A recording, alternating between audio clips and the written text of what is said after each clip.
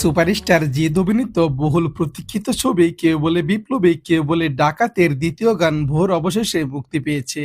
আর একটা কথা বলতেই হয়, এটা শুধু একটা গান নয়, বরং ছবির গল্পের সবচেয়ে আবেগঘন অধ্যায়গুলোর একটি। গানটি শুরু হয় এক গভীর ভারী সংলাপ দিয়ে, স্বাধীনতার জন্য আত্মত্যাগ, মাস্টারদা সূর্য সেনের স্বপ্ন এবং ব্রিটিশ শাসনের বিরুদ্ধে লড়াই। এই কয়েকটি সংলাপে এই মুহূর্তের মধ্যে দর্শকদের ছবির জগতে নিয়ে যায়। এরপরে আসে সেই হৃদয় বিদারক দৃশ্য। জিৎ দেখতে পান পাশাপাশি ঝুলছে দুটি নিতর দেহ। গানের পরবর্তী ফ্ল্যাশব্যাক দৃশ্যগুলো দেখে খুবই স্পষ্ট ইঙ্গিত পাওয়া যায়, এদের একজন খুব সম্ভবত দুলাল রায় অর্থাৎ অভিনেতা চন্দন সেনের চরিত্র। পরে দুজনের একসঙ্গে কাটানো মুহূর্ত, বন্ধুত্ব এবং স্মৃতিগুলো দেখানো হয়েছে, যা পুরো দৃশ্যটাকে আরো আবেগময় করে তোলে। এরপর পাশাপাশি জ্বলতে থাকা দুটি চিতার আগুন যেন আত্মত্যাগের এক নীরব প্রতীক হয়ে ওঠে। গানের মাঝামাঝি অংশে অতীত আর বর্তমানকে খুব সুন্দরভাবে মিশিয়ে দেখানো হয়েছে।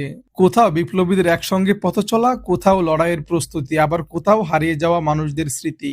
এই ট্রানজিশনগুলো গল্পের আবেগকে আরো গভীর করে। এবার যদি মিউজিকের কথা বলি, শান্তনু মৈত্র আবারও অসাধারণ কাজ করেছে। গানটির সুরে যেমন বিষাদ আছে, তেমনি আছে নতুন বুড়ের আশা।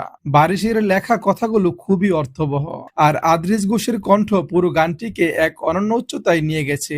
ভিজুয়ালের দিক থেকেও গানটি অসাধারণ। সিনেমাটোগ্রাফি, ড্রোন শট, প্রাকৃতিক লোকেশন, সফট কালার গ্রেডিং আর সিনেমাটিক লাইটিং সবকিছু মিলে প্রতিটি ফ্রেম যেন বড় পর্দার অনুভূতি দেয়। বিশেষ করে আলো ছায়ার ব্যবহার এবং ফ্ল্যাশব্যাক দৃশ্যগুলো কালার টোন সত্যি চোখে পড়ার মতো।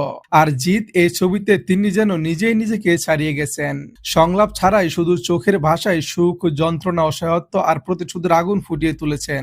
এই গান দেখার পর একটি বিষয় পরিষ্কার, কেউ বলে বিপ্লবী কেউ বলে ডাকাত শুধু একটা ঐতিহাসিক সিনেমা নয়, এটি আবেগ, আত্মত্যাগ এবং বন্ধুত্বের এক শক্তিশালী গল্প। আপনাদের কাছে ভোর গানটি কেমন লেগেছে, আর আপনাদের কি মনে হয়েছে জ্বলন্ত দেহটি দুলাল রায়ের? কমেন্টে অবশ্যই জানাবেন। ভিডিওটি ভালো লাগলে একটা লাইক দিবেন। পাশে থাকার জন্য ধন্যবাদ।